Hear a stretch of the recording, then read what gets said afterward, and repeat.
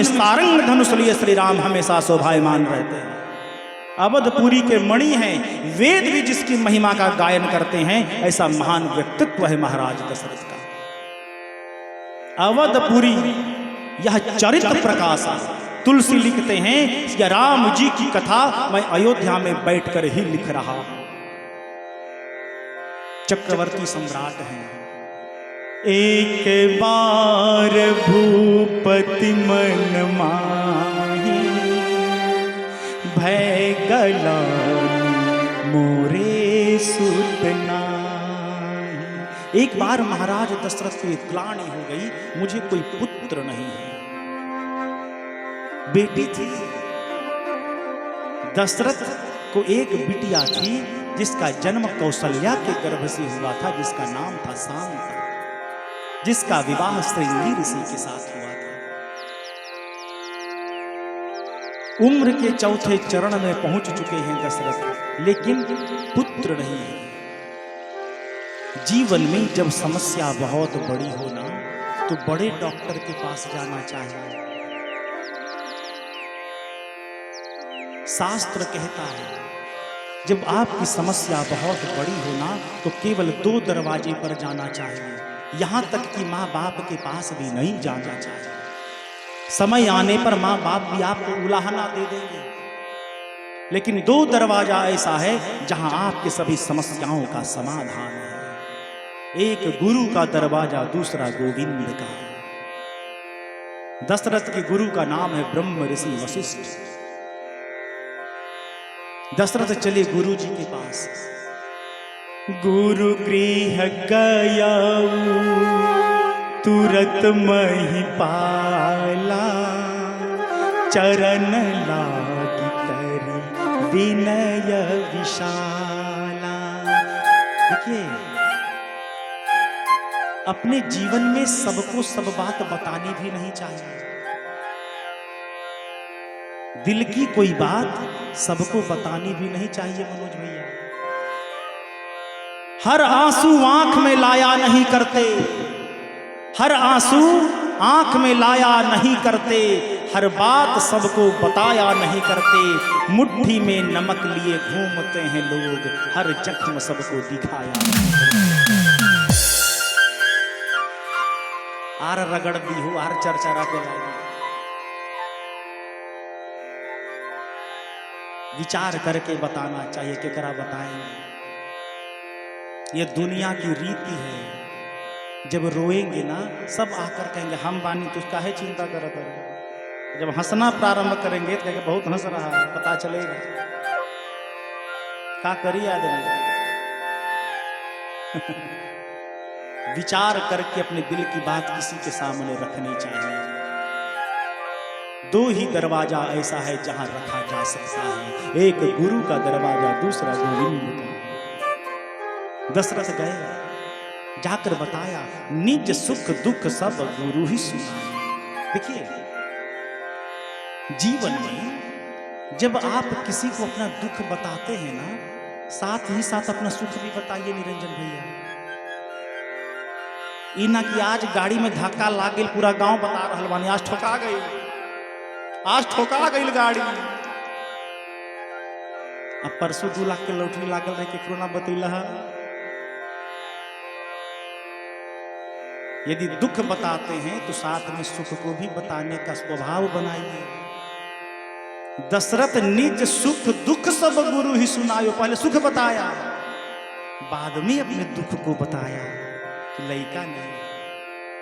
वशिष्ठ कहते हैं, दशरथ मैं तो कब का बैठा हूं, तुमने आने में विलंब कर दिया। गुरु के दरवाजे पर और गोविंद के दरवाजे पर पहुंचने में हम लेट करते हैं, उनका दोष नहीं है।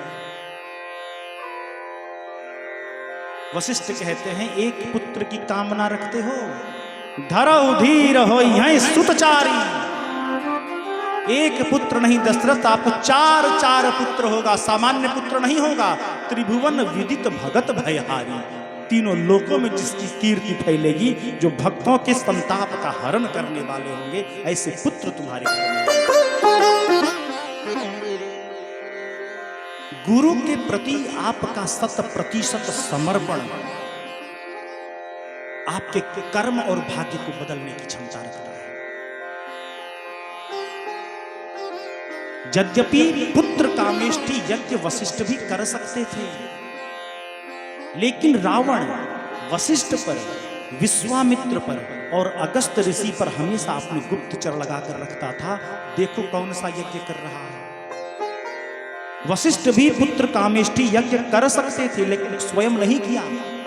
अयोध्या से 20 किलोमीटर दूर मनोरमा नदी के तट पर पुत्र कामेष्टि यज्ञ की रचना हुई। यज्ञ करने के लिए श्रृंगी ऋषि को बुलाया गया। या वही श्रृंगी ऋषि हैं जो राम जी के जीजा जी हैं। समर्पण। पुत्र किसको चाहिए हो? पुत्र केकरा चाहिए? दशरथ को। पूजा में किसको बैठना चाहिए था? कहो, जेकर कामना रहेगा पूजवा में वही ना बैठेगा, बैठेगा ना। लेकिन आज दशरथ जी नहीं बैठे हैं। आज दशरथ जी का समर्पण इतना हो गया, गुरु वशिष्ठ अपने चेला पर प्रसन्न हो गए, बोले तुम बैठो, सब हम देखेंगे। और यज्ञ में स्वयं वशिष्ठ बैठ गए। भगति सहित मुनि आहुति दीन्हे, अप्रकटे अग्नि चरु राम सिया राम सिया राम, जय जय राम राम सिया राम सिया राम, जय जय राम। भगति सहित मुनि आहुति दीन्हे, प्रकटे अग्नि चरु कर लीन्हे। आज यज्ञ में दशरथ जी नहीं बैठे, दशरथ के गुरु जी बैठ गए। आज अपने चेले से इतने खुश हैं। भगति सहित मुनि आहुति दीन्हे। जब यज्ञ समाप्त हो गया ना, स्वयं अग्नि नारायण खीर की हांडी लेकर प्रकट हो गए। खीर को वशिष्ठ को दिया। अब वशिष्ठ दशरथ की तीनों रानियों में खीर का वितरण करते हैं। खीर को सबसे पहले 2 भागों में बांटा गया। आधा हिस्सा मां कौशल्या को दिया गया, फिर आधे हिस्से में 2 भाग लगाया। पांव भाग मां कैकेयी को दिया गया। पांव भाग में फिर 2 हिस्सा लगाकर 1 भाग कौशल्या, 1 भाग कैकेयी को देकर कहा गया, आप दोनों प्रसन्न मन से सुमित्रा को दें। और तीनों रानियों ने आनंद से प्रसाद को ग्रहण किया। जैसे ही प्रसाद ग्रहण किया, जा दिन ते हरि गर्भ ही आए, सकल लोक सुख संपत्ति छाए। राम सिया राम सिया राम, जय जय राम राम सिया राम सिया राम, जय जय राम। जा दिन ते हरि गर्भ ही आए, सकल लोक सुख संपत्ति छाए। भगवान मां के अंक में आ गए। राम जी का जन्म कितने महीने में हुआ है जानते हैं? 9 महीना में नहीं के भैया, 12 महीने में आए हैं। राम जी का जन्म 12 महीने में हुआ है। 12 महीने के बाद ग्रह, नक्षत्र, मुहूर्त और वार जब एक सीध में आए, तब ब्रह्मा जी ने उस तिथि की घोषणा कर दी। 9वीं तिथि मधु मास पुनीता, शुक्ल पक्ष अभिजित हरि प्रीता, मध्य दिवस अति शीत न घामा, पावन काल लोक विश्रामा। 9वीं तिथि दिन मंगलवार, चैत का महीना, शुक्ल पक्ष, दिन के मध्य 12 बजे भगवान मां कौशल्या के रूप में प्रकट होते हैं। देखते ही देखते एक विशाल प्रकाश पुंज मां कौशल्या के कमरे में उपस्थित हो गया।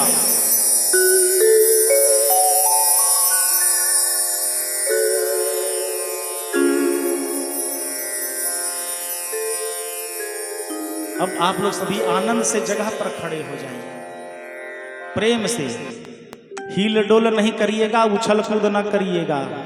छोट लड़का है, बूढ़ी माता भी है, इस बात का ख्याल रखिएगा। बीच में जाइए।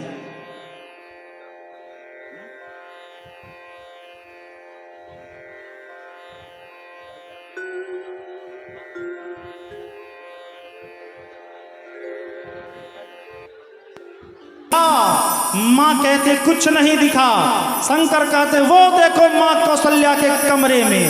अरे भाई प्रकट कृपाला दीन दयाला कौशल्या हितकारी हर्षित महतारी मुनिवनहारी अद्भुत रूप प्यारी लोचन अभिरामा घनश्यामा निज आयुध भुज चारि भूषण बनमाला नयन विशाला शोभा सिंधु करारी कई दुई कर जोरी हस्तुति तोरी यही विधि करहु अनंता माया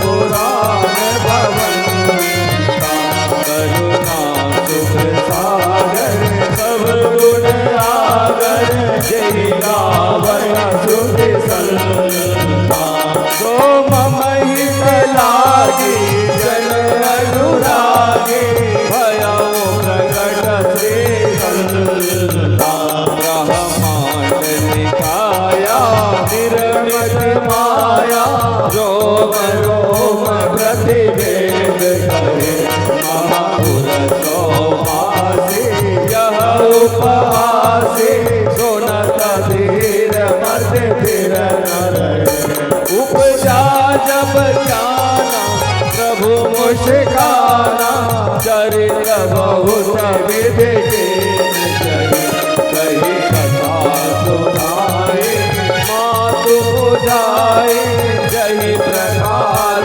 सुत प्रेम लहे माता पुनि बोली सोमति डोली कजहु तात यह रूपा की जय शिशुलीला अति शीला यह सुख परम